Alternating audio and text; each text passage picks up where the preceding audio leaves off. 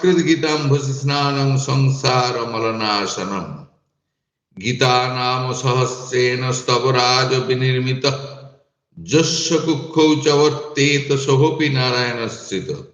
ভগবান বিষ্ণুর এই উত্তম মাহাত্ম্য গীতা শাস্ত্র পাঠ করলে এবং শ্রবণ করলে পুণ্য সঞ্চয় হয়, পাপ বিনষ্ট হয়, মানুষ ধন্য হয়ে যায় এবং তার সমস্ত দুঃখ বিদূরিত হয়।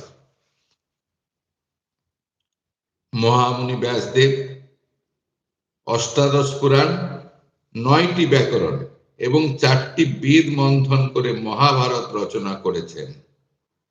আবার মহাভারত রূপী সমুদ্রকে মন্থন করায় গীতা প্রকটিত হয়, আর সেই গীতাকেও মন্থন করে গীতার সাররূপ, তার অর্থ নিষ্কাশন করে ভগবান শ্রীকৃষ্ণ অর্জুনের মুখে তা আহুতি রূপে ঢেলে দিয়েছেন।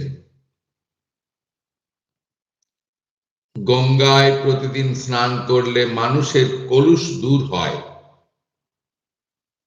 গীতারূপিণী গঙ্গার জলে